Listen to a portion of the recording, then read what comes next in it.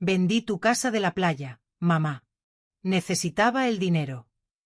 Cuando la voz gélida de mi hija resonó a través del teléfono, anunciando con total desprecio que había liquidado mis bienes más preciados, nunca imaginé que aquel dolor agudo, aquel puñal en el pecho, se transformaría con el tiempo en la venganza más dulce y necesaria de mi vida.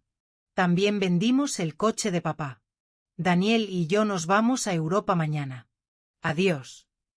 Colgó sin esperar respuesta, sin saber que al intentar destruirme, acababa de despertar a una mujer que ella desconocía por completo.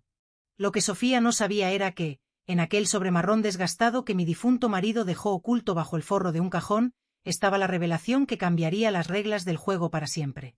Pero antes de continuar, verifica si ya te has suscrito al canal, deja tu me gusta y cuéntame en los comentarios desde dónde estás escuchando mi historia. Me gustaría mucho saber hasta dónde ha llegado. Mi nombre es Lucía Ortega, tengo 68 años, y hasta hace unas horas, creía que mi vida había terminado.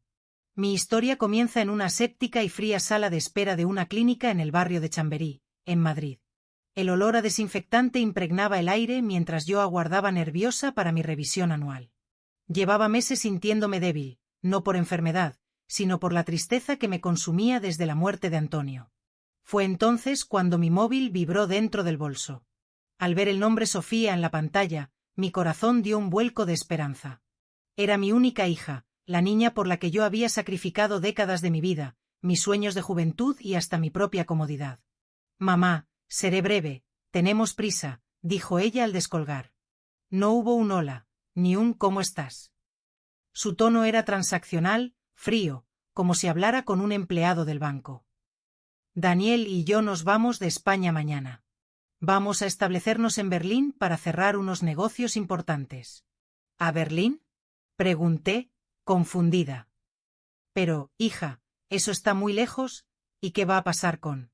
Me interrumpió bruscamente. Escucha. Ya vendimos tu casa de verano en Alicante y el coche de papá. Necesitábamos liquidez inmediata para nuestra inversión inicial allí. Los compradores tenían prisa, así que cerramos el trato esta mañana. Ya hemos hecho una transferencia a tu cuenta con tu parte. El mundo se detuvo. El ruido de la televisión en la sala de espera, las conversaciones de los otros pacientes, todo se desvaneció. ¿Cómo que vendisteis la casa de Alicante? Susurré, sintiendo que me faltaba el aire. ¿Y el Mercedes de tu padre? Aquel coche no era solo un vehículo, era el orgullo de Antonio, un viejo Mercedes que él cuidaba los domingos por la mañana como si fuera una joya. Era el último pedazo tangible que me quedaba de él, fallecido apenas 5 meses atrás. Y la casa de la playa. Dios mío, la casa en la costa. Allí estaban guardadas las memorias de 30 años.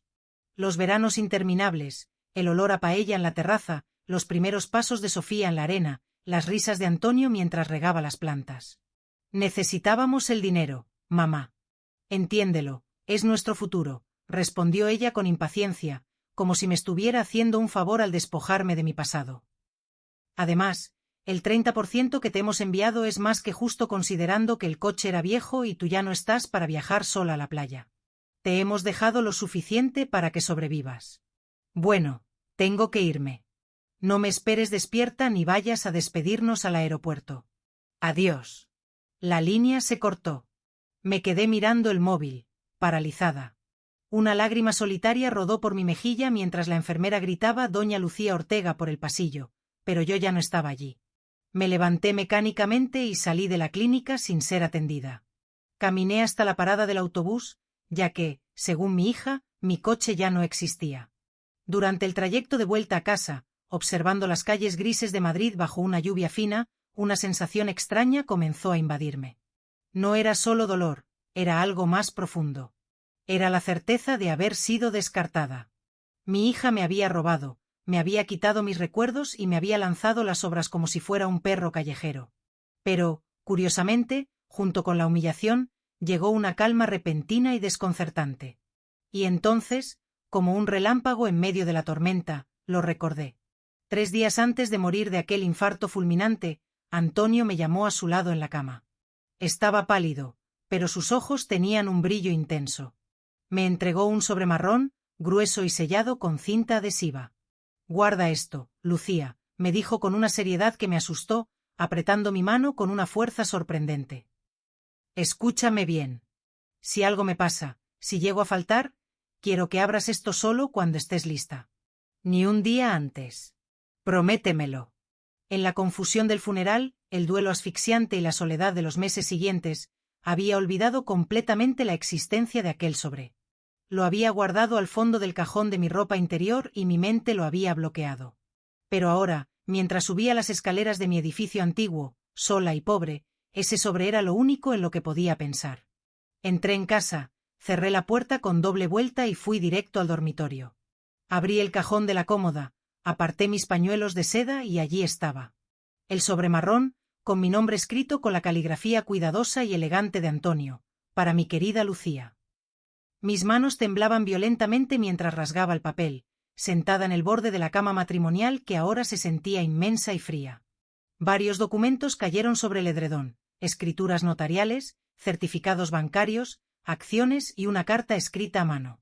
Comencé por la carta, y cada línea que leía hacía que mi corazón latiera con una fuerza que creía haber perdido. Mi querida Lucía, si estás leyendo esto, significa que ya no estoy a tu lado para protegerte. Perdóname por no haber compartido todo contigo mientras podía, pero siempre quise mantenerte al margen de las preocupaciones y la avaricia de los demás. A lo largo de los años, con mi sueldo de gerente y mis pequeñas inversiones, fui mucho más astuto de lo que la gente pensaba. Invertí silenciosamente cada euro que ahorramos. Antonio, a quien todos conocían como un hombre sencillo, un trabajador honesto que vivía una vida modesta, había sido un genio financiero en secreto.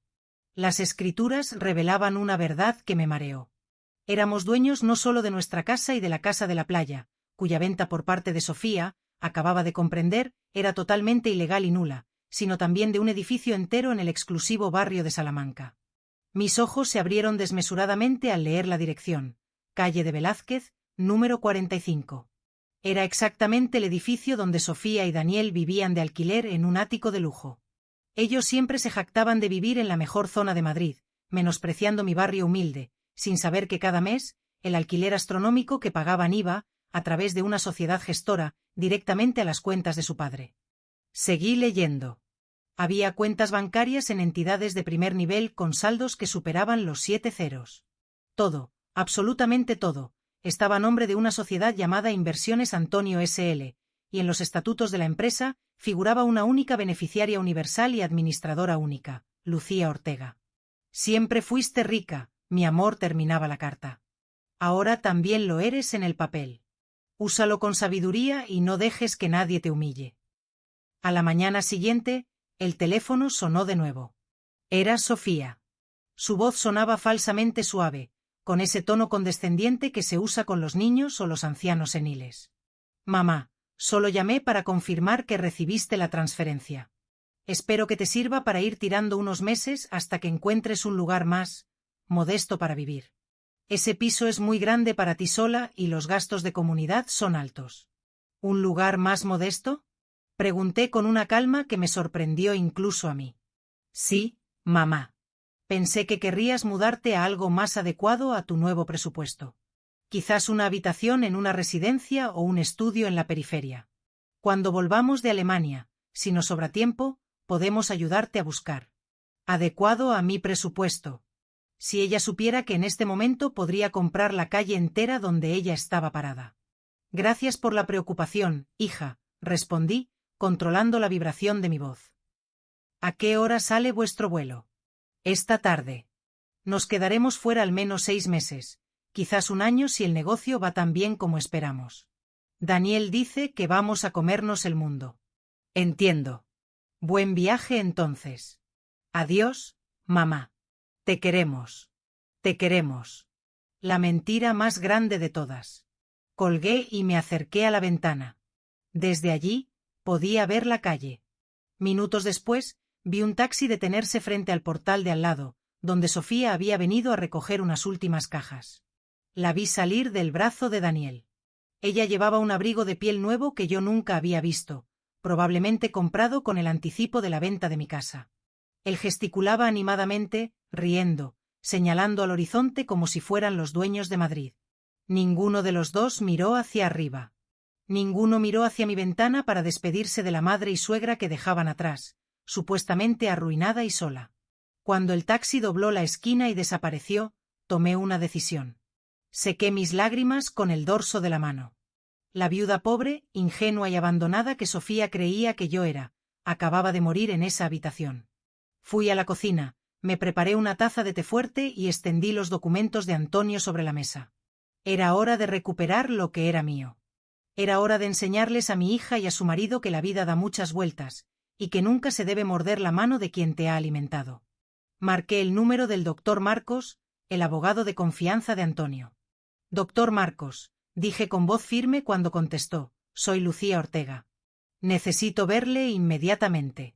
Vamos a ejecutar el testamento de mi marido.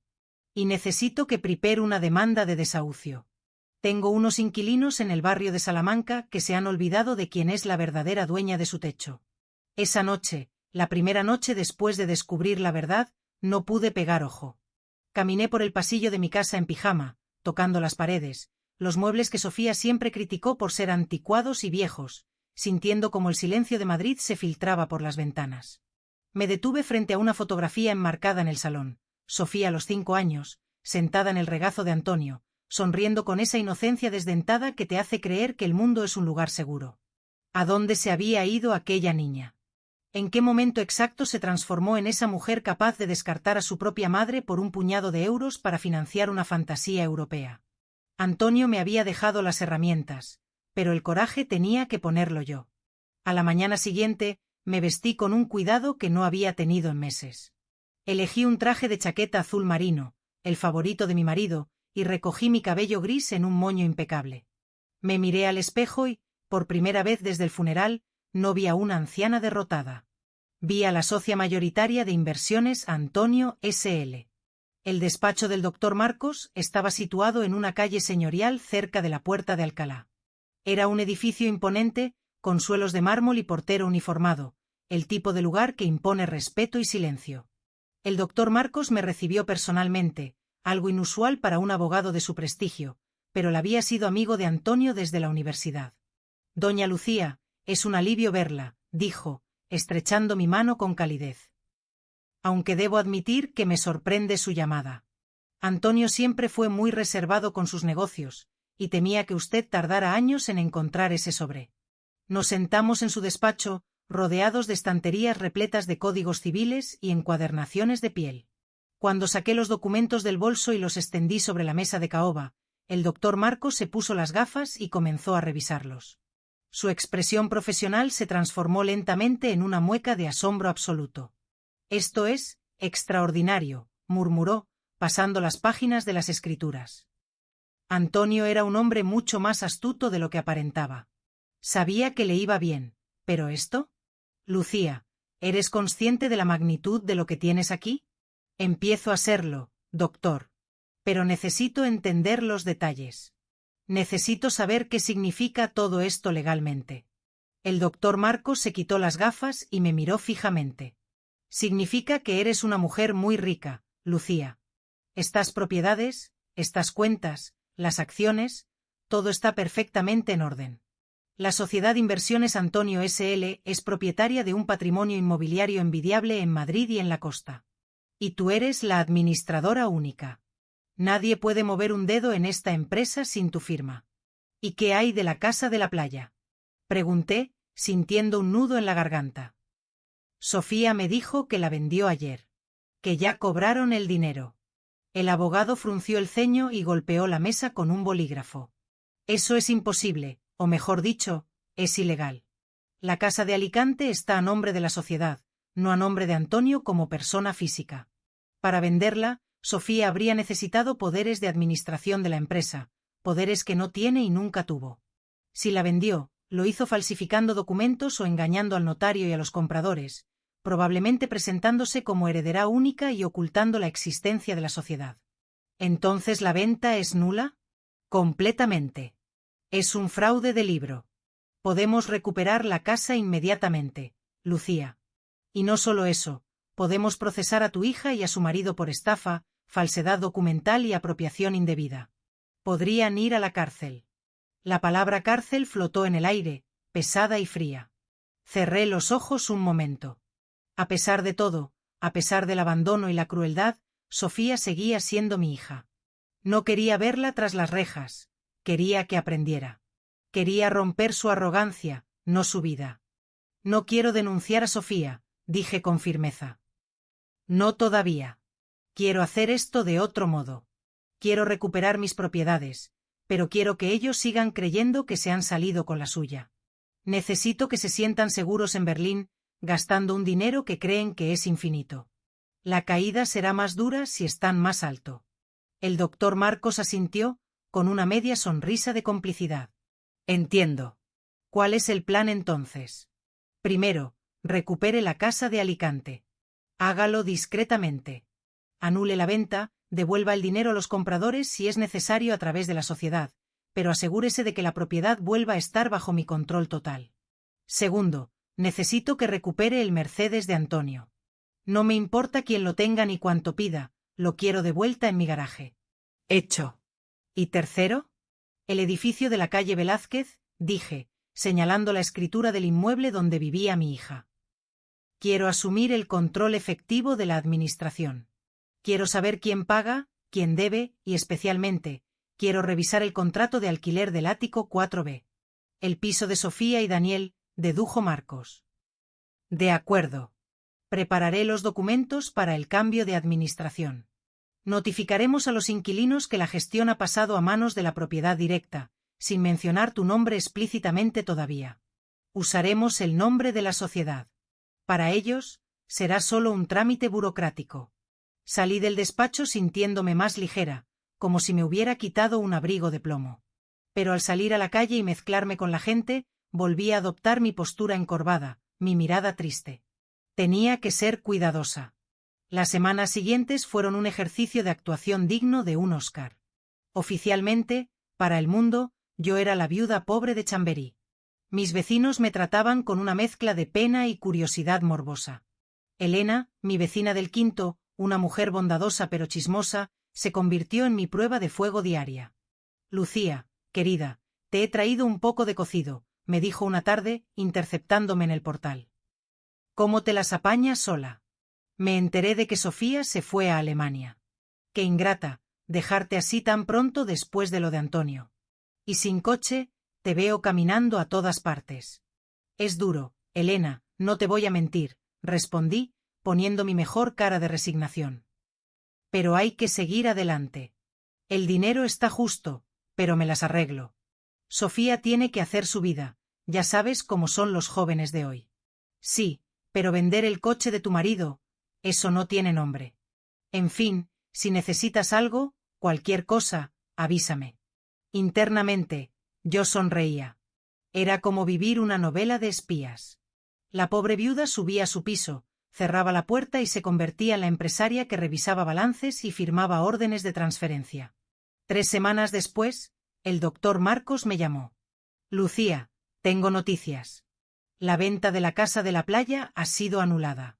Fue más fácil de lo que pensábamos. Los compradores eran una pareja de jubilados ingleses. Cuando les explicamos que la venta era fraudulenta y les ofrecimos devolverles su dinero más una compensación por las molestias, aceptaron de inmediato para evitar problemas legales. El registro de la propiedad ya está a tu nombre de nuevo. Excelente. ¿Y el coche? Eso fue un poco más complicado. Lo tenía un compraventa de coches de segunda mano en el sur de Madrid. Daniel se lo vendió por una miseria, apenas 3.000 euros. Tuvimos que pagar 5.000 para recuperarlo, pero ya está en un garaje privado a tu nombre. Está impecable. Sentí una lágrima rodar por mi mejilla, pero esta vez era de alivio. Había recuperado a Antonio, o al menos, la parte del que podía tocar. Decidí que tenía que ver la casa. Necesitaba pisar mi territorio para creerlo. Tomé un tren a Alicante un martes por la mañana. No era la temporada de verano, así que la costa estaba tranquila, con esa melancolía bella del mar en invierno. Cuando llegué a mi casa, una villa blanca con tejas azules frente al Mediterráneo, me quedé parada en la acera durante mucho tiempo. Había un cartel de vendido tirado en la basura del jardín. Los nuevos dueños ya se habían ido tras la intervención del abogado. Saqué mi juego de llaves original del bolso, el que Sofía nunca supo que yo tenía guardado, y probé la cerradura. Giró suavemente. Al entrar, el olor a cerrado y a salitre me golpeó. Estaba todo tal cual. Los muebles, los cuadros, incluso las tazas de café en la alacena. Sofía había vendido la casa amueblada para sacar más dinero rápido.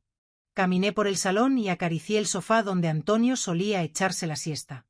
«Ya estás en casa, Antonio», susurré al vacío. «Nadie nos va a sacar de aquí». Pero mi visita a Alicante no fue solo sentimental. Fue estratégica. Hablé con el presidente de la comunidad de vecinos de la urbanización, un hombre llamado don Rafael. Me presenté, no como la viuda despojada, sino como la propietaria que venía a poner orden. Hubo un malentendido administrativo con mi hija, le expliqué vagamente. Pero quiero asegurarles que la casa no se vende. De hecho, voy a invertir en algunas reformas. De vuelta en Madrid, el doctor Marcos tenía lista la siguiente fase. Me entregó un dossier grueso sobre el edificio de la calle Velázquez. Aquí está el informe, Lucía. Y tengo algo interesante sobre el piso de tu hija. ¿Qué es? Parece que tu yerno, Daniel, no es tan exitoso como dice. El alquiler del ático lleva 2 meses sin pagarse. Antes de irse a Alemania, dejaron una deuda pendiente. Y lo más grave, descubrimos que Daniel intentó usar el contrato de alquiler del piso como garantía para pedir un préstamo personal rápido antes de viajar, falsificando una cláusula de propiedad. El banco rechazó la operación por sospechosa, pero está claro que está desesperado por dinero. Sonreí. La fachada de éxito de Daniel y Sofía era de cartón piedra. Vivían por encima de sus posibilidades, ahogados en deudas, y habían vendido mis bienes simplemente para tapar agujeros y huir hacia adelante. Bien, dije, cerrando la carpeta. Es hora de apretar las tuercas. Doctor Marcos, proceda con el cambio de administración del edificio. Envíe una carta formal a todos los inquilinos anunciando la nueva gestión de inversiones Antonio S.L. Y quiero que envíe una carta específica al ático 4B, dirigida a Sofía y Daniel en Berlín. ¿Una demanda por impago? No. Algo mejor. Un burofax informativo. Notificándoles que la propiedad ha cambiado de gestión y que, debido a los impagos acumulados y a las irregularidades detectadas en el intento de uso del inmueble como garantía, no se renovará el contrato de alquiler. Tienen 30 días para subsanar la deuda o se iniciará el proceso de desahucio.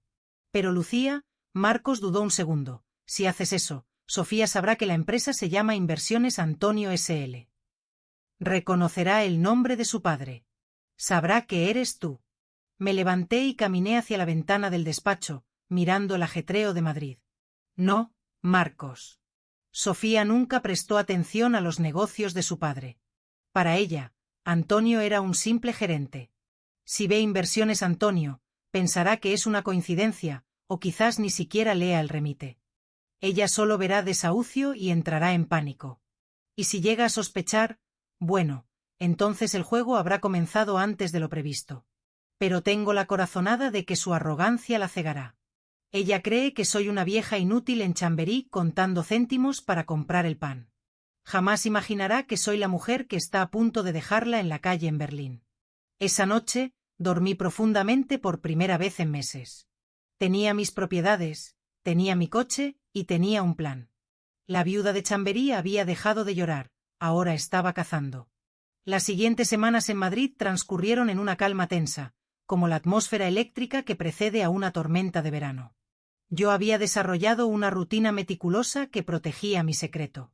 Por las mañanas, bajaba al mercado de Chamberí con mi carrito de la compra, regateando el precio de la fruta y charlando con los tenderos sobre lo cara que estaba la vida, manteniendo intacta mi imagen de pensionista ajustada. Pero por las tardes, con las cortinas echadas, me sentaba frente al ordenador portátil que me había comprado en secreto y gestionaba mi imperio. Aprendí rápido. Con la ayuda del doctor Marcos, entendí que Antonio no solo había ahorrado, había diversificado. Teníamos locales comerciales alquilados en la Gran Vía, plazas de garaje en el centro y una cartera de valores conservadora pero robusta. Cada vez que veía un ingreso en la cuenta, sentía una mezcla de admiración por mi marido y de rabia hacia mi hija. Todo esto podría haber sido suyo. Si tan solo me hubiera tratado con dignidad, si tan solo hubiera esperado, no tendría que haber robado las migajas cuando podía haber heredado el banquete. La bomba estalló un martes gris de noviembre, exactamente un mes después de la partida de Sofía. Eran las 8 de la mañana cuando el teléfono fijo sonó, rompiendo el silencio de mi desayuno. Al ver el prefijo internacional de Alemania, supe que el burofax había llegado. Respiré hondo, tomé un sorbo de café para aclarar mi garganta y descolgué. «Dígame». «Mamá. Mamá, tienes que ayudarme». Era Sofía. Pero no era la voz altiva y fría que me había llamado desde el aeropuerto. Era una voz aguda, histérica, al borde del colapso nervioso. «Sofía, hija, cálmate». «¿Qué pasa? ¿Estás bien?», pregunté, inyectando en mi tono la dosis justa de preocupación maternal y confusión senil. «No, no estoy bien. Todo es un desastre», sollozó. «Acabo de recibir una notificación legal aquí en Berlín. Dice que nos van a desahuciar del piso de la calle Velázquez en 30 días. «Un desahucio, mamá». «¿Un desahucio?», repetí, haciéndome la ignorante. «Pero, ¿cómo es posible? Yo pensaba que Daniel pagaba eso religiosamente». «Eso pensaba yo también. Pero la carta dice que hay impagos, y espera, lo peor no es eso. La carta viene de una empresa, Inversiones Antonio S.L. ¿Te suena de algo? ¿Conocías a papá tener algún negocio con ese nombre?». Mi corazón se detuvo un segundo. Este era el momento crítico. Si ella ataba cabos, si recordaba que su padre se llamaba Antonio y que siempre fue un hombre metódico, el juego terminaría. «¿Inversiones Antonio?», dije despacio, como si saboreara las palabras. «No, hija. Tu padre era gerente de una tienda, ya lo sabes. Antonio es un nombre muy común en España. Debe ser una coincidencia». «¿Estás segura de que la carta es legítima?». «Claro que es legítima. Viene con sellos oficiales y firmas de abogados».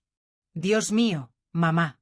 Si perdemos el piso de Madrid, no tenemos a dónde volver si esto sale mal. Y las cosas aquí no están saliendo como esperábamos». Ahí estaba. La primera grieta en la armadura. «¿Qué quieres decir, cariño? ¿El negocio en Berlín no va bien?». Hubo un silencio al otro lado de la línea, solo roto por su respiración entrecortada. «No hay negocio, mamá», confesó finalmente, con la voz rota. Daniel mintió. Me dijo que tenía inversores alemanes esperando, que íbamos a montar una consultora tecnológica. Pero cuando llegamos, los supuestos socios no existían. Nadie nos recibió. Estamos viviendo en un Airbnb carísimo porque no conseguimos alquilar nada fijo sin contrato de trabajo, y el dinero de la venta de tu casa se está acabando». Sentí una punzada de dolor, pero me mantuve firme. «¿Y el dinero del coche? ¿Y lo que teníais ahorrado?». Daniel lo invirtió todo en gastos de representación, cenas, reuniones que no llevaron a nada. Él decía que había que aparentar éxito para atraer dinero. «Pero ahora, mamá, anoche tuvimos una pelea horrible. Le enseñé la carta del desahucio y se volvió loco. Dijo que era culpa mía por no haberte sacado más dinero antes de venirnos». La ira me subió por la garganta como bilis. Ese miserable no solo había arruinado a mi hija, sino que ahora la culpaba por no haberme exprimido más. «¿Dónde está Daniel ahora?», pregunté. «No lo sé», lloró Sofía. «Se fue esta mañana temprano. Se llevó su maleta y el portátil. No contesta al teléfono. Creo que me ha dejado, mamá. Creo que se ha ido». La justicia poética era tan brutal que casi me daba lástima. Sofía me había abandonado a mí, su madre, por un hombre. Y ahora ese hombre la abandonaba a ella cuando ya no le servía. Se había quedado sola en una ciudad fría, sin hablar el idioma, sin dinero y sin hogar. «Mamá, tengo miedo. No tengo dinero ni para el billete de vuelta. Tienes que enviarme algo. Por favor, sé que te dejamos poco, pero ¿te queda algo de la venta de la casa? ¿Podrías pedir un préstamo?». Era la prueba final. Podría haberle transferido 10.000 euros en ese mismo instante pulsando una tecla en mi ordenador. Podría haberla rescatado. Pero si lo hacía, ella volvería a ser la misma niña mimada que cree que el dinero cae del cielo. No aprendería nada. «Hija», dije con voz temblorosa, fingiendo impotencia. «Ya sabes que me dejasteis lo justo. Pagué algunas deudas de la comunidad y la comida está muy cara. No tengo ahorros, Sofía. Me dejasteis sin nada, ¿recuerdas? El silencio de Sofía fue ensordecedor. Estaba procesando las consecuencias de sus propios actos. Pero tengo mi pensión, continué, lanzándole un salvavidas, pero uno que la obligaría a nadar. Si consigues volver a Madrid, tienes tu casa. Mi casa. Es pequeña y vieja, y ya no tienes tu ático de lujo, pero aquí no te faltará un plato de comida. ¿Volver a tu casa? Preguntó con un hilo de voz, como si la idea fuera una derrota humillante. Es lo único que puedo ofrecerte, cariño. No tengo dinero para enviarte a Alemania. Tendrás que arreglártelas para conseguir el billete. Vende algo, pide ayuda en el consulado, no sé. Pero si logras llegar a Madrid, aquí estaré. Colgamos. Me quedé mirando el teléfono, con el corazón encogido. Sabía que Sofía tenía joyas, bolsos de marca y ropa cara. Tendría que vender su vanidad para pagar su rescate. Era la primera lección de muchas. 2 días después, Elena, mi vecina, llamó a mi puerta. Lucía, ¿has visto las noticias? Dicen que hay una red de estafadores en Europa que engañan a parejas jóvenes con falsas inversiones. Espero que a Sofía le vaya bien. Oh, sí, hablé con ella, mentí. Están muy ocupados trabajando. Todo va de maravilla. No podía permitir que nadie supiera la verdad todavía.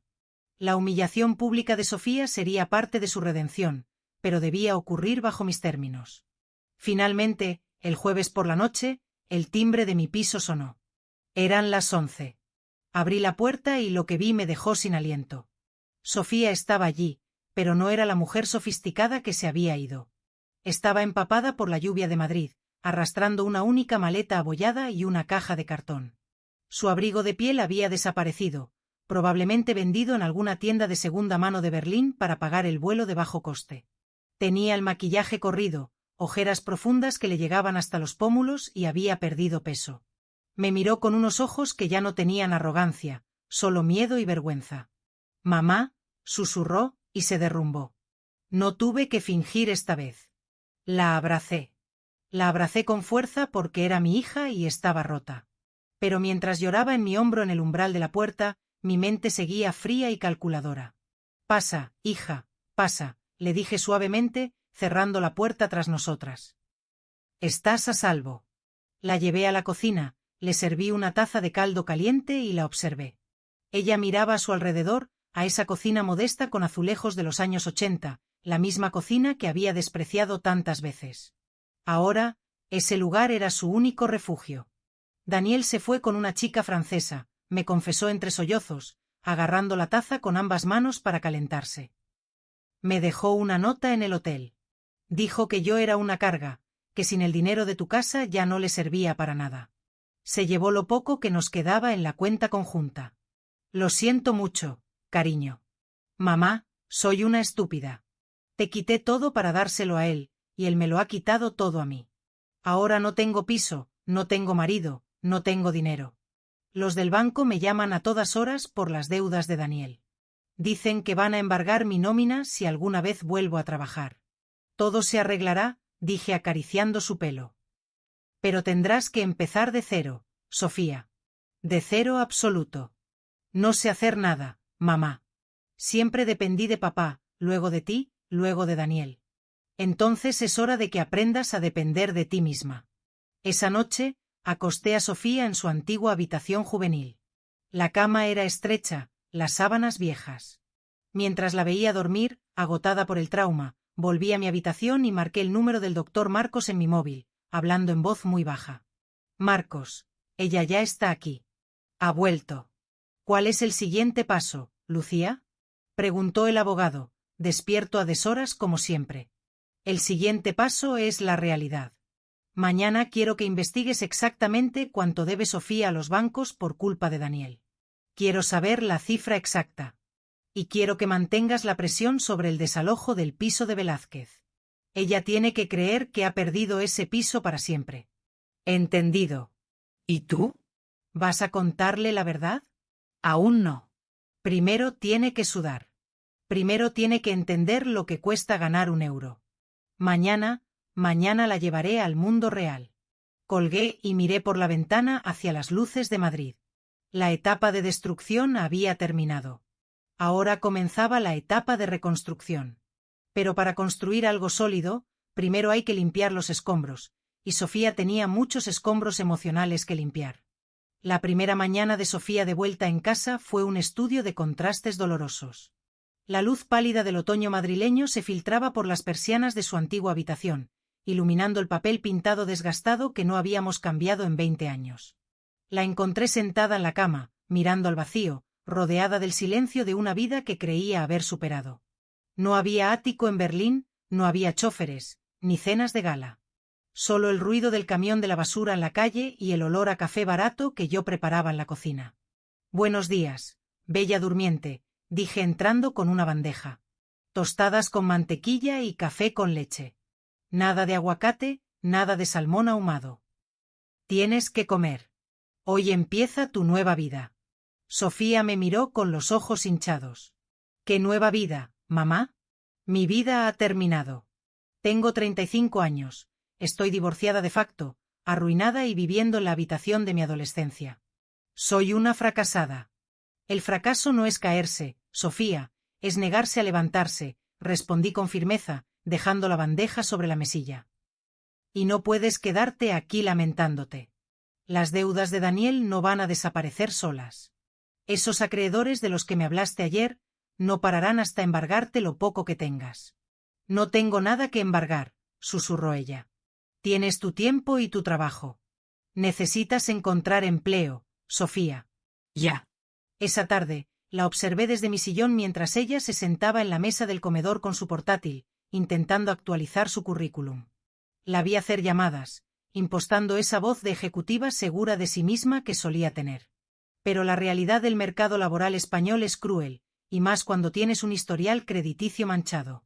¿Cómo que no pueden contratarme? La escuché decir por teléfono, con la voz temblorosa. Sí, sé que estoy en la lista de morosos de Asnef, pero eso es un error de mi exmarido. No, por favor, tengo experiencia en gestión. Hola. ¿Hola? Colgó el teléfono y golpeó la mesa con frustración. Es inútil, mamá. En cuanto meten mi DNI en el sistema, salta la alerta roja. Nadie quiere contratar a una administrativa que debe miles de euros a los bancos. Soy tóxica. Me dolía verla así, desesperada, pero tenía que mantenerme firme. Yo podría haber levantado el teléfono y, como dueña de Inversiones Antonio, haberle conseguido un puesto en cualquiera de nuestras empresas asociadas. Pero eso sería hacer trampa. Ella tenía que sentir el peso de la puerta cerrándose en su cara. Entonces tendrás que buscar algo que no requiera tantas verificaciones, hija. ¿Algo más? Manual. Sofía me miró horrorizada. ¿Te refieres a limpiar? ¿A servir mesas? Mamá, tengo un máster. Y también tienes hambre y deudas. El orgullo no paga facturas, Sofía. Tu padre empezó cargando cajas en un almacén antes de ser gerente. No se le cayeron los anillos. Mientras ella digería esa píldora amarga, decidió ponerse a deshacer la única caja de cartón que había traído de Alemania. Eran cosas apresuradas, algo de ropa, documentos revueltos, libros. De repente, mientras sacudía una agenda vieja de cuero que pertenecía a Daniel, un sobre pequeño y azul cayó al suelo. ¿Qué es esto?, murmuró Sofía, recogiéndolo. Lo abrió. Dentro había una llave pequeña, plateada, y una nota garabateada con la letra de Daniel. Sofía leyó la nota y su rostro palideció. Para cuando las cosas se pongan feas. Caja 247. Banco Central, sucursal de Gran Vía. Mi corazón dio un vuelco. ¿Daniel tenía una caja de seguridad? ¿Qué había escondido allí? ¿Qué significa eso, Sofía? No lo sé. Daniel siempre fue muy reservado con el dinero. Quizás, mamá, quizás guardó dinero allí. Dinero que nos robó. Quizás es la solución a todo. Sus ojos brillaron con esa fiebre del dinero fácil que yo tanto detestaba. O quizás es otra de sus mentiras, advertí.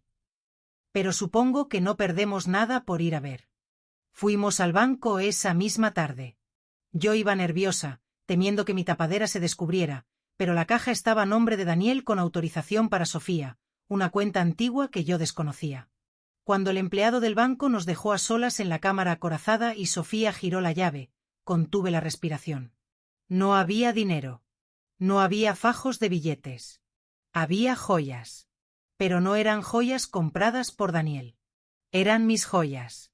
«Mamá», exclamó Sofía, sacando un collar de perlas y un broche de rubíes. «Son las joyas de la abuela. Y tus pendientes de diamantes. Pensé que se habían perdido en la mudanza hace años». Lo recordé de golpe. Hace 3 años, Daniel se había ofrecido a llevar mis joyas a tasar para el seguro y nunca las devolvió, diciendo que las había guardado en una caja fuerte por seguridad. Yo, tonta de mí, confié en él. El muy miserable las había estado guardando como un seguro de vida personal, robándomelas en mis propias narices mucho antes de vender la casa. «Valen una fortuna», gritó Sofía, calculando mentalmente. «Mamá, aquí debe haber por lo menos 60.000 euros en oro y piedras. Estamos salvadas». Ahí estaba la prueba. El momento de la verdad. Miré a mi hija, sosteniendo el legado de mi madre y mi suegra en sus manos. Esas joyas tenían historia. Ese broche lo llevó mi madre el día de mi boda. Esas perlas fueron un regalo de Antonio por nuestro 25 aniversario. Son recuerdos de familia, Sofía, dije suavemente. Son lo único que nos queda de nuestro pasado. No tienen precio. Sofía me miró, y por un segundo vi duda en sus ojos. Pero el miedo a la pobreza fue más fuerte. «Mamá, los recuerdos son bonitos, pero no pagan a los abogados. Si vendo esto, puedo liquidar la deuda más urgente, esa que amenaza con llevarme a juicio la semana que viene. Puedo limpiar mi nombre en el ASNEF. ¿Vas a vender las perlas de tu padre para pagar las deudas del hombre que te abandonó?», pregunté, sintiendo una profunda decepción. «¿Vas a sacrificar lo poco que nos queda para tapar los agujeros de Daniel?». «No tengo elección», respondió ella, casi gritando, con lágrimas en los ojos. «Si no pago esos 50.000 euros, me embargarán de por vida. Nunca podré tener una cuenta bancaria, nunca podré alquilar un piso. Necesito reiniciar mi vida, mamá. Por favor, déjame venderlas. Prometo que cuando trabaje te las compraré de nuevo». Era una promesa vacía y ella lo sabía. Una vez que esas joyas entraran en el circuito de compraventa, desaparecerían para siempre. Respiré hondo. Podría haberle dicho no. Podría haberle dicho «yo pago tu deuda, deja las joyas». Tenía el dinero en mi cuenta para hacerlo 10 veces. Pero si lo hacía, la lección se perdería. Sofía seguía creyendo que los objetos materiales eran solo moneda de cambio. No entendía el valor del patrimonio emocional. Necesitaba sentir el dolor de la pérdida para valorar lo que tenía. «Está bien», dije con frialdad, sintiendo cómo se me rompía el corazón. «Son tuyas tanto como mías. Haz lo que tengas que hacer. Pero recuerda este momento, Sofía. Recuerda lo que estás sacrificando». Salimos del banco y fuimos directas a un local de compro oro en la Puerta del Sol. Fue un espectáculo degradante. Ver al tasador pesar el collar de mi boda, verle mirar con lupa el broche de mi madre y ofrecer una cifra insultante. «Les doy 45.000 euros por todo. Es una buena oferta, el mercado está bajo». «Trato hecho», dijo Sofía rápidamente, antes de que yo pudiera objetar. Salió de allí con un cheque bancario y una sensación de alivio eufórico. «Ya está, mamá. Soy libre. Mañana iré al banco, pagaré la deuda del préstamo personal y estaré limpia. Podré buscar trabajo de verdad». La miré, caminando por la calle Preciados, sonriendo como si hubiera ganado la lotería. No entendía que acababa de perder algo irreemplazable para solucionar un problema temporal. Se sentía rica de nuevo, empoderada. «Vamos a casa, mamá. Invito yo a cenar. Compraremos algo rico en el supermercado». Esa noche, mientras ella dormía tranquila por primera vez, creyendo que sus problemas habían terminado, yo lloré en silencio en mi habitación. Lloré por mis joyas, sí, pero más por mi hija. Aún no lo entendía. Aún pensaba que el dinero era la solución a todo. Pero yo sabía algo que ella no. Esos 45.000 euros taparían el agujero más grande, sí. Pero Daniel había dejado muchas más deudas pequeñas. Tarjetas de crédito, facturas de teléfono, impagos de servicios. El dinero de las joyas se esfumaría en semanas. Y entonces, sin joyas que vender y sin casa en la playa, Sofía tendría que enfrentarse a la verdadera cara de la pobreza. Y yo estaría allí, observando, esperando el momento en que su dignidad despertara. A la mañana siguiente, el doctor Marcos me envió un mensaje cifrado. El desahucio del piso de Velázquez sigue adelante. Fecha de ejecución, 15 días. ¿Procedemos? Respondí con una sola palabra, sí. Sofía creía que había apagado el fuego, pero no sabía que yo estaba a punto de incendiar el bosque entero para obligarla a salir de su escondite. La euforia de Sofía tras vender las joyas duró exactamente 72 horas. Fueron 3 días en los que vi a mi hija caminar por la casa con una ligereza que no sentía desde hacía meses. Pagó la deuda principal, se sacó de encima la amenaza inmediata de juicio y llenó mi nevera con productos que mi pensión supuestamente no podía permitir: jamón ibérico, quesos curados, vino de Rioja. «¿Ves, mamá?», me dijo el viernes por la noche, sirviéndose una copa. «Lo peor ya ha pasado. Ahora que estoy limpia en el banco, el lunes empezaré a buscar un puesto de dirección.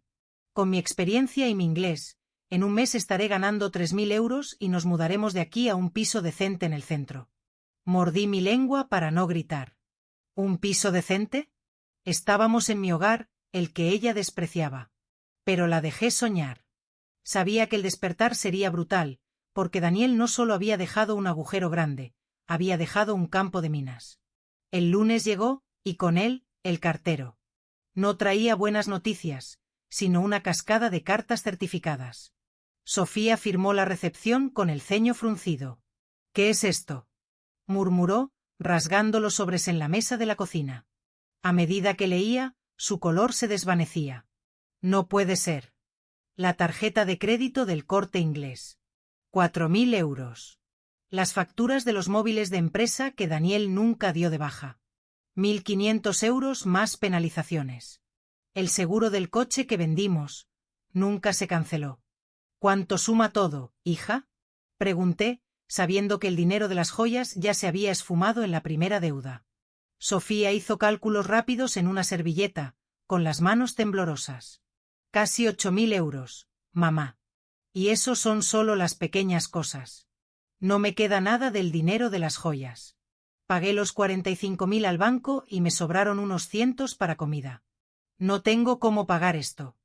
«Entonces no podrás mudarte a ningún sitio decente», sentencié, bebiendo mi café. «Y me temo que tendrás que bajar tus expectativas laborales. Un puesto de dirección requiere verificaciones de antecedentes que no pasarás con estas nuevas deudas saltando en tu historial». Esa misma tarde, el doctor Marcos ejecutó el golpe de gracia. El teléfono de Sofía sonó. Era el administrador de fincas del edificio de la calle Velázquez, instruido por mí. Le comunicó oficialmente que, al haber vencido el plazo de 30 días sin subsanar la deuda del alquiler, el contrato quedaba rescindido irrevocablemente. El desahucio era efectivo. Ya no tenían que echarla físicamente porque ella ya no estaba allí, pero el golpe fue simbólico. Había perdido la llave de su vida pasada. Ya no tenía un hogar al que volver en el barrio de Salamanca. Esa puerta se había cerrado para siempre. Sofía colgó el teléfono y se quedó mirando la pared. No lloró. Estaba más allá de las lágrimas. Estaba en estado de shock. «Lo he perdido todo, mamá. Definitivamente. Ya no soy nadie». «Sigues siendo Sofía», le dije. «Pero ahora eres una Sofía que necesita comer. Y mi pensión no da para mantener a 2 adultas, especialmente si quieres seguir comiendo ese jamón que compraste. Se ha acabado, hija. Tienes que traer dinero a casa. Esta semana». La vi luchar durante los siguientes días. Envió currículums a empresas de consultoría, bufetes, agencias de marketing. Nadie la llamó. Su perfil estaba quemado. Finalmente, el jueves, se tragó el último gramo de orgullo que le quedaba y fue a una entrevista en una ETT, empresa de trabajo temporal, en Cuatro Caminos. Regresó a casa 3 horas después, con una bolsa de plástico en la mano y una expresión indescifrable. «¿Y bien?», pregunté. Sofía sacó de la bolsa una casaca azul de poliéster, 2 tallas más grande de lo que ella usaba, y unos pantalones con elástico en la cintura. El uniforme universal de la invisibilidad. Empiezo mañana. Limpieza nocturna en el complejo de oficinas de Azca. De 10 de la noche a 6 de la mañana. Salario mínimo interprofesional. ¿Limpieza? Me aseguré de que mi voz sonara sorprendida, aunque por dentro sentía una mezcla de dolor y aprobación. Sí, mamá. Limpieza. Fregar suelos, limpiar baños, vaciar papeleras. Es lo único que me ofrecieron sin hacerme preguntas sobre mis deudas. La primera noche de trabajo de Sofía fue un viernes. La vi vestirse con ese uniforme horrible frente al espejo del pasillo. Se recogió el pelo, se quitó el poco maquillaje que llevaba y se miró. La mujer que me devolvía la mirada desde el espejo no era la Sofía que veraneaba en Ibiza, era una mujer asustada a punto de entrar en la trinchera. No me esperes despierta, dijo secamente antes de salir. Yo no dormí. Me quedé en el salón, imaginándola en esos rascacielos de oficinas vacíos, donde ella solía ser la ejecutiva que pisaba fuerte con tacones, y donde ahora sería la sombra que limpia las huellas de otros. Sofía regresó a las 6:30 de la mañana del sábado.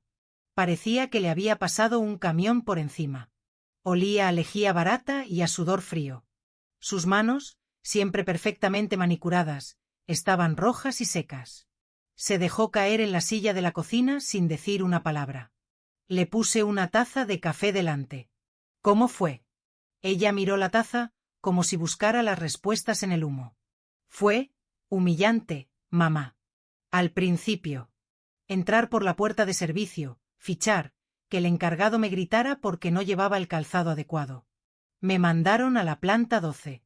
Baños de caballeros. Hizo una pausa y vi cómo se le llenaban los ojos de lágrimas, pero no las dejó caer. Estaba fregando el suelo del pasillo cuando pasaron unos ejecutivos que se habían quedado hasta tarde. Uno de ellos se pareció a un antiguo compañero de universidad.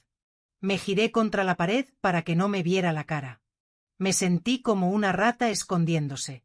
Es un trabajo honrado, Sofía. No hay vergüenza en ello, le recordé suavemente. Lo sé. O eso intento decirme. Pero luego, conocí a doña Carmen. ¿Quién es doña Carmen? Mi compañera de turno. Una mujer de 60 años, bajita, con las manos deformadas por la artritis. Me vio llorando en el cuarto de la limpieza a las 3 de la mañana. Yo pensé que se burlaría de mí, la princesita que no sabe escurrir una fregona. Sofía sonrió levemente, una sonrisa triste pero genuina. Pero no lo hizo. Me dio medio sándwich que traía de casa y me enseñó cómo agarrar el palo de la fregona para no destrozarme la espalda. Me dijo algo que no me puedo quitar de la cabeza. ¿Qué te dijo? Me preguntó por qué estaba allí. Le conté la verdad, mamá. Le conté todo. Que lo tenía todo y lo tiré por la borda por un hombre. Que vendí tu casa. Que te robé. Me quedé helada. Sofía había confesado sus pecados a una extraña. ¿Y qué respondió ella? Se rió. Una risa ronca, de fumadora. Y me dijo, mira, niña. Aquí hay dos tipos de mujeres. Las que friegan porque nunca tuvieron la oportunidad de estudiar, y las que friegan porque desperdiciaron las oportunidades que la vida les dio. Tú eres de las segundas. Pero la mierda se limpia igual, venga de un rico o de un pobre. Y mientras friegas, tienes mucho tiempo para pensar en cómo no volver a ensuciar tu vida. Sofía miró sus manos enrojecidas. Tiene razón, mamá. Tengo mucho tiempo para pensar. Anoche, mientras limpiaba esos despachos de cristal, me di cuenta de algo. Esos ejecutivos que pasaban sin mirarme. Yo era como ellos hace 6 meses. Yo tampoco miraba a las limpiadoras. Pensaba que eran parte del mobiliario. Nunca te di las gracias por limpiar nuestra casa, por lavarme la ropa, por cuidarme. Simplemente asumí que era tu obligación. Se levantó con dificultad, le crujieron las rodillas. Voy a ducharme. Apesto a amoníaco. Pero mamá, toma. Metió la mano en el bolsillo del uniforme y sacó 2 billetes de 20 euros arrugados. Los puso sobre la mesa. El encargado nos dio un adelanto en efectivo para el transporte. Es para la compra. Sé que no es mucho, pero es mío. Lo he ganado yo. Miré esos 40 euros. Para mí, que tenía millones en cuentas secretas, eran insignificantes. Pero viniendo de Sofía, eran la mayor fortuna que me había dado jamás. Eran los primeros euros que mi hija ganaba con el sudor de su frente y decidía compartir conmigo en lugar de gastarlos en sí misma. Gracias, hija, dije, y mi voz se quebró de verdad esta vez. Compraremos pollo para el domingo. Sofía se fue a la ducha. Yo me quedé mirando los billetes. El plan estaba funcionando.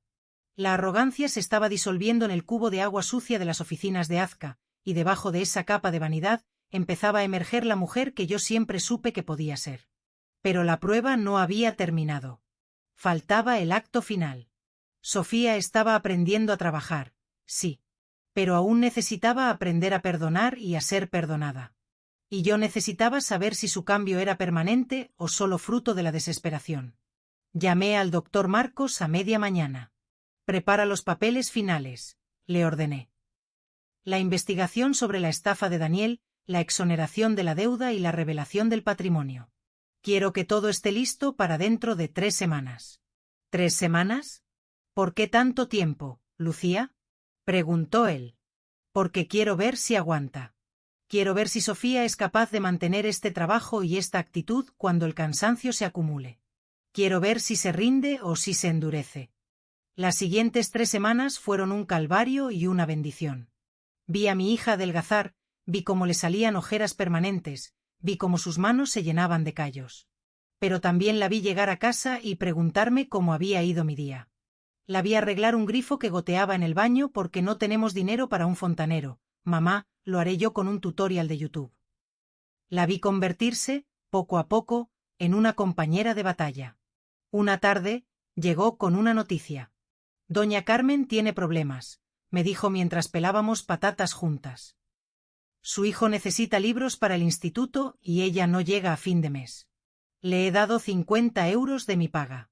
¿Le has dado dinero? Pregunté, sorprendida. Sofía, tú apenas tienes para ti. Ella me enseñó a sobrevivir, mamá. Ella me dio de su sándwich cuando yo no tenía nada. Es lo justo. Además, he aprendido que 50 euros gastados en ayudar a alguien te hacen sentir mejor que 500 gastados en unos zapatos. Sonreí internamente. Ya estaba lista. La crisálida se había roto. Era hora de decirle la verdad. Era hora de devolverle su vida, pero una vida nueva, construida sobre cimientos de roca, no de arena. Sofía, dije, dejando el cuchillo en la mesa. Mañana no irás a trabajar. He concertado una cita con un abogado de oficio que dice que puede revisar tu caso. Es inútil, mamá. Ya te lo dije. Hazlo por mí. Solo ve a escuchar. Ella no sabía que la cita no era con un abogado de oficio, sino con el dueño de Medio Madrid, su propia madre. La mañana de la cita amaneció fría y despejada en Madrid. Sofía estaba nerviosa, caminando de un lado a otro por el pasillo estrecho de mi casa, frotándose las manos agrietadas por la lejía. Se había puesto su mejor ropa actual, unos pantalones negros de vestir que había rescatado de su antigua vida y una camisa blanca sencilla, planchada con esmero la noche anterior. A pesar de la sencillez, había una dignidad en ella que nunca tuvo cuando vestía de Prada de pies a cabeza. Mamá, no entiendo cómo has conseguido esta cita, me dijo mientras bajábamos en el ascensor. Los abogados de oficio suelen estar desbordados. ¿Seguro que no te van a cobrar? No tenemos ni un euro extra este mes. Confía en mí, hija. Es un antiguo conocido de tu padre que me debía un favor. Solo escucha lo que tiene que decir. Tomamos un taxi hasta el barrio de Salamanca. A medida que nos acercábamos a la calle de Serrano, vi a Sofía encogerse en el asiento. Aquel era su antiguo reino, las calles donde paseaba y compraba sin mirar las etiquetas de precio. Ahora, volvía como una mujer que limpiaba los baños de los edificios que antes visitaba como clienta. El taxi se detuvo frente a un portal señorial de piedra y cristal. El despacho del doctor Marcos no tenía nada de oficio. Era uno de los bufetes más prestigiosos de la capital. Mamá, esto es un error, susurró Sofía al entrar en el vestíbulo de mármol. Aquí cobran 300 euros solo por respirar. Vámonos. Ya estamos aquí, Sofía. Sube la barbilla. No has hecho nada malo. Nos anunciamos en recepción, y apenas un minuto después, el doctor Marcos salió a recibirnos personalmente, impecable en su traje gris marengo. Doña Lucía, Sofía. Pasen, por favor. Nos condujo a su despacho privado, una sala amplia con vistas a la Biblioteca Nacional. Sofía se sentó en el borde de la silla de cuero, como si temiera mancharla, apretando su bolso desgastado contra el pecho. Bien, comenzó el doctor Marcos, abriendo una carpeta gruesa sobre su escritorio. He revisado tu caso a petición de tu madre, Sofía. Y tengo noticias interesantes. ¿Malas noticias?, preguntó ella con un hilo de voz. Al contrario. Hemos realizado una investigación forense sobre las finanzas de tu exmarido, Daniel. Hemos encontrado pruebas irrefutables de que falsificó tu firma en al menos 5 préstamos bancarios. También tenemos evidencia de que desvió fondos de la cuenta conyugal a una cuenta en un paraíso fiscal antes de huir. Sofía abrió los ojos desmesuradamente. ¿Y eso qué significa? Significa que eres víctima de un delito de fraude y usurpación de identidad. Con estas pruebas, que ya hemos presentado ante el juez, quedas exonerada de la responsabilidad de esas deudas. Los bancos irán contra Daniel, no contra ti. Legalmente, Sofía, eres libre. Estás limpia. Sofía soltó el aire que había estado conteniendo durante semanas. Se cubrió la cara con las manos y empezó a llorar, un llanto silencioso y profundo de alivio. Gracias, gracias. No sé cómo agradecerle esto. Pero, ¿cómo es posible? Una investigación así cuesta miles de euros. ¿Quién ha pagado por esto?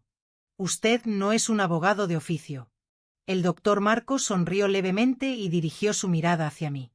Sofía siguió sus ojos y me miró, confundida. ¿Mamá? Era el momento. Me enderecé en la silla, dejando caer la máscara de la viuda pobre que había llevado durante meses. Mi postura cambió, mi voz se volvió firme. Yo pagué la investigación, Sofía. Pero, ¿con qué dinero? Si vivimos de tu pensión, si vendimos las joyas para pagar al banco. Tu padre me dejó algo más que una pensión, hija. Hice un gesto a Marcos. El abogado sacó una segunda carpeta, mucho más voluminosa que la primera, y la deslizó suavemente hacia Sofía. Ábrela. Sofía abrió la carpeta con manos temblorosas. Lo primero que vio fue la escritura del edificio de la calle Velázquez. Leyó la dirección. Leyó el nombre de la sociedad propietaria, Inversiones Antonio S.L. Y leyó el nombre de la administradora única, Lucía Ortega. Levantó la vista, pálida como el papel. Esto dice que tú eres la dueña del edificio donde yo vivía. Sí. Siguió pasando páginas. Extractos bancarios con saldos millonarios. La escritura de la casa de la playa en Alicante, recuperada y a mi nombre. El certificado de propiedad del Mercedes de su padre. La casa de la playa, ¿nunca se perdió? La recuperé 3 semanas después de que os fuerais. La venta fue ilegal. Sofía cerró la carpeta de golpe, como si le quemara en las manos. La confusión en su rostro dio paso a la incredulidad, y luego, lentamente, a una comprensión dolorosa. ¿Sabías todo esto?, preguntó, con la voz quebrada. ¿Sabías que eras rica cuando me llamaste para decirme que podía volver a tu casa? Sí. ¿Lo sabías cuando llegué de Alemania llorando, sin un euro en el bolsillo? ¿Lo sabías cuando me viste vender las joyas de la abuela? ¿Lo sabías cuando me viste salir a limpiar retretes a las 10 de la noche? Sí, lo sabía todo. Se hizo un silencio denso en la habitación. Sofía se levantó, temblando. ¿Por qué?, gritó, y su voz resonó en las paredes paneladas de madera. ¿Por qué me hiciste pasar por esto? Podrías haberme ayudado. Podrías haber chasqueado los dedos y solucionar mis problemas. Me has visto sufrir cada día, mamá. Me has visto llegar con las manos sangrando de fregar. ¿Qué clase de madre hace eso? Me levanté también y la miré directamente a los ojos, sin vacilar. La clase de madre que te quiere lo suficiente como para dejarte caer, Sofía. Caminé hacia ella. Si te hubiera dado el dinero el día que llegaste, ¿qué habrías aprendido? Habrías aprendido que siempre hay alguien para limpiar tu desastre. Habrías pagado tus deudas y en 6 meses habrías buscado a otro Daniel, otro atajo fácil. Seguiría siendo la misma niña caprichosa que vendió la casa de su padre sin pestañear porque necesitaba el dinero. Le tomé las manos, esas manos que ahora estaban ásperas y llenas de callos.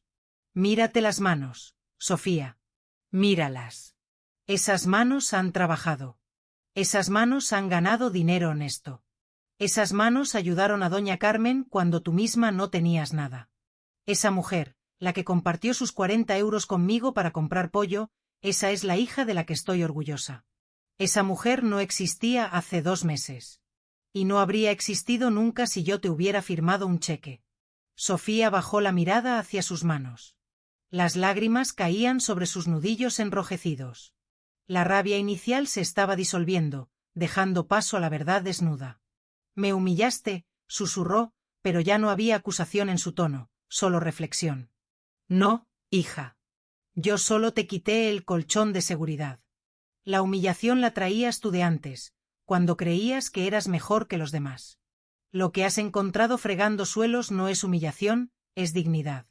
El doctor Marcos, que había permanecido en silencio respetuoso, intervino suavemente. Sofía, tu madre ha puesto todo el patrimonio a salvo. Tu futuro económico está asegurado. Nunca más te faltará nada. Pero ella insistió en que el proceso legal de exoneración de deuda se hiciera correctamente, para que tú salieras de esto con la cabeza alta, no como una niña rica rescatada por mamá, sino como una víctima que luchó por su justicia.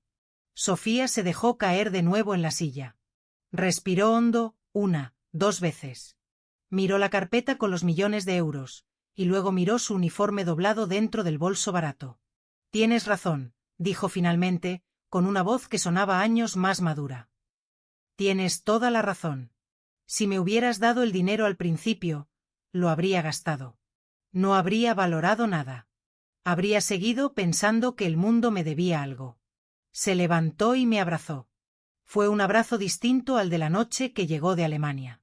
Aquel fue un abrazo de desesperación, de una niña buscando refugio. Este era un abrazo de mujer a mujer, un abrazo de reconocimiento y respeto. Gracias, mamá, me susurró al oído. Gracias por no salvarme cuando te lo pedí. Gracias por salvarme de verdad. Te quiero, hija. Nunca lo dudes. Todo esto, señalé el despacho, los papeles, la riqueza, todo esto es solo ruido. Lo único que importa es quién eres cuando todo esto desaparece. Y ahora ya sabes quién eres. Salimos del despacho del doctor Marcos no como madre e hija ricas, sino como 2 supervivientes. Mientras caminábamos por la calle Serrano, pasamos frente a un escaparate de lujo. Sofía vio su reflejo, ropa sencilla, cara lavada, pelo recogido. Y sonrió. Mamá, me dijo, deteniéndose en la acera.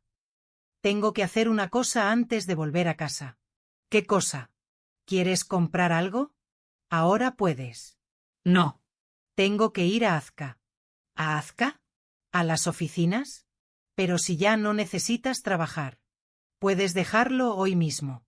Sofía negó con la cabeza. No puedo dejarlo hoy. Hoy es viernes.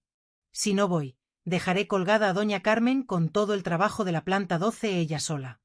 No puedo hacerle eso. Iré, terminaré mi turno, me despediré como es debido y quiero darle algo. Sentí que el pecho me estallaba de orgullo. Ahí estaba. La prueba final. Tenía millones en el banco, pero su lealtad estaba con su compañera de limpieza.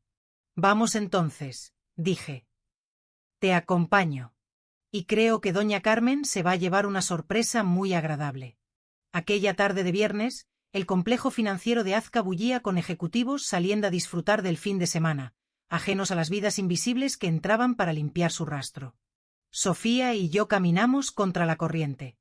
Ella llevaba su uniforme en una bolsa, yo la acompañaba como una sombra silenciosa, vestida discretamente.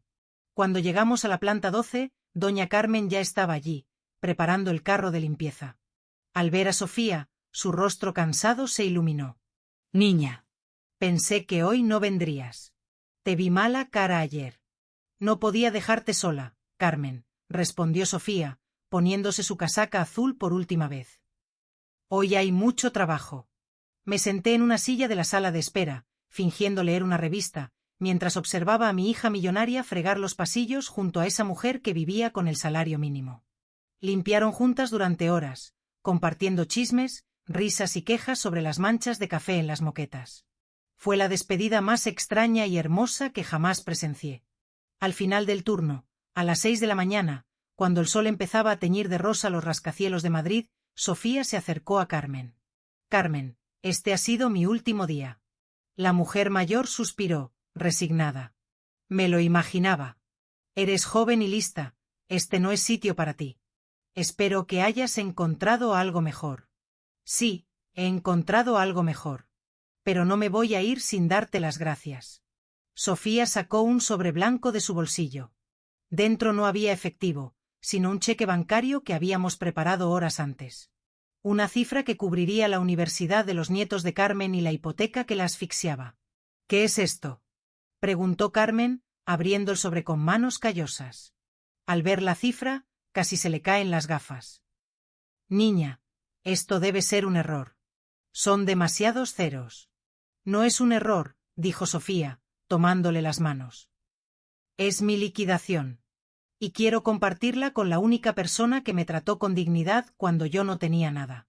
Úsalo para los libros de tu nieto, Carmen. Y para descansar un poco». Carmen lloró abrazada a mi hija en medio de un pasillo de oficinas desierto. En ese abrazo, vi la graduación final de Sofía. Había aprendido que el dinero no sirve para comprar estatus, sino para cambiar vidas. Pasaron 6 meses. La vida en nuestro piso de Chamberí encontró un nuevo ritmo. Aunque ahora teníamos acceso a la fortuna, decidimos no mudarnos inmediatamente. Había una calidez en ese viejo piso que ninguna mansión podía replicar. Sofía se matriculó en la Universidad Complutense para estudiar trabajo social. Quería entender el sistema, quería ayudar profesionalmente a mujeres que, como ella, se habían visto atrapadas en la dependencia financiera. Una mañana de primavera, llegó una carta con remitente internacional. Venía de Francia. Sofía la recogió del buzón y se quedó mirándola un largo rato en la cocina. «Es de Daniel», dijo sin emoción. «¿La vas a abrir?», pregunté, sintiendo una punzada de ansiedad. «Sí. Quiero saber cómo termina su historia». Daniel escribía desde una prisión en Lyon. Había sido detenido cruzando la frontera, intentando estafar a otra mujer con un esquema de matrimonio falso para conseguir la residencia. En la carta, llena de tachaduras y desesperación, pedía perdón. Decía que se arrepentía, que me echaba de menos, que todo había sido un error impulsado por la presión. Pedía que Sofía le enviara dinero para un abogado, apelando a los buenos tiempos. Sofía leyó la carta en voz alta, con un tono monótono. Cuando terminó, dejó el papel sobre la mesa, junto a las tostadas. «¿Qué vas a hacer?», le pregunté. «¿Sientes algo? ¿Rencor? ¿Pena?». Sofía miró por la ventana, hacia los tejados de Madrid. «¿Sabes qué siento, mamá?». «Nada. Absolutamente nada. Ni odio, ni amor, ni lástima.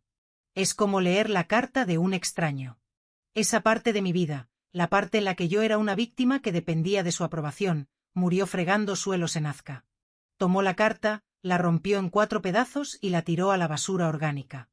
«No hay respuesta». «Esa es mi respuesta». El fin de semana siguiente, decidimos que era hora de cerrar el último círculo. Cargamos el Mercedes de Antonio, que brillaba como nuevo tras haber pasado por el taller, y pusimos rumbo a Alicante. Conducir el coche de mi marido fue una experiencia agridulce. Podía oler su colonia en la tapicería, sentir sus manos en el volante. Sofía iba de copiloto, silenciosa, mirando el paisaje cambiante de la meseta a la costa. Cuando llegamos a la casa de la playa, el mar estaba en calma. La Villa Blanca se erguía orgullosa frente al Mediterráneo, ajena al drama legal que había sufrido. El cartel de Se vende había desaparecido hacía meses. Abrimos la puerta y dejamos que la brisa marina ventilara las habitaciones cerradas. Todo estaba intacto. Sofía recorrió la casa lentamente, tocando los marcos de las fotos, los lomos de los libros de Antonio, los azulejos de la cocina. Se detuvo frente a una foto de nosotros 3 en la playa, tomada hace 20 años. «Mamá», dijo con la voz quebrada, «quiero pedirte perdón otra vez. No solo por vender la casa, sino por haber estado dispuesta a vender nuestros recuerdos. Esta casa, papá construyó esa terraza con sus propias manos. Tú plantaste ese jazmín.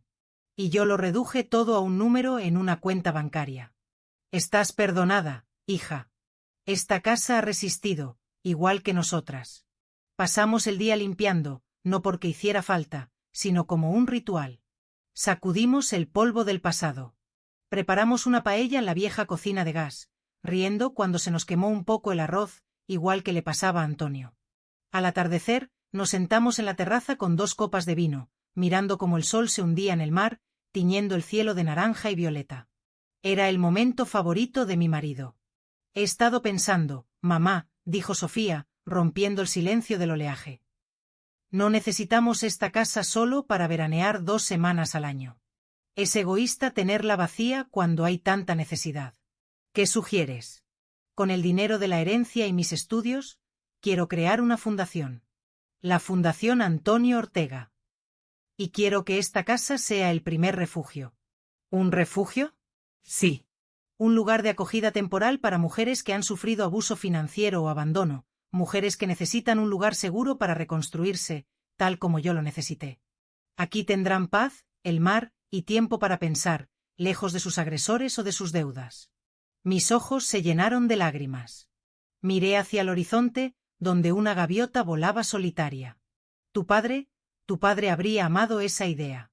Siempre decía que una casa no es un hogar hasta que no abre sus puertas a quien lo necesita. Él siempre traía a gente a comer, ¿recuerdas? Lo recuerdo. Quiero que su legado no sea solo dinero en un banco suizo, mamá. Quiero que su legado sea esto. Ayuda real. Hagámoslo, dije, levantando mi copa. Por la Fundación Antonio Ortega. Y por la nueva Sofía. Aquella noche, antes de dormir en la cama que había compartido con el amor de mi vida durante tantos veranos, hablé con él en la oscuridad. Lo logramos, Antonio. Tenías razón. El plan funcionó. Nuestra hija no solo ha recuperado su vida, ha encontrado su alma. Gracias por cuidarnos, incluso desde el otro lado. Sentí una brisa suave entrar por la ventana, trayendo el olor a jazmín y sal. Supe que él nos había escuchado. La justicia había llegado a nuestras vidas.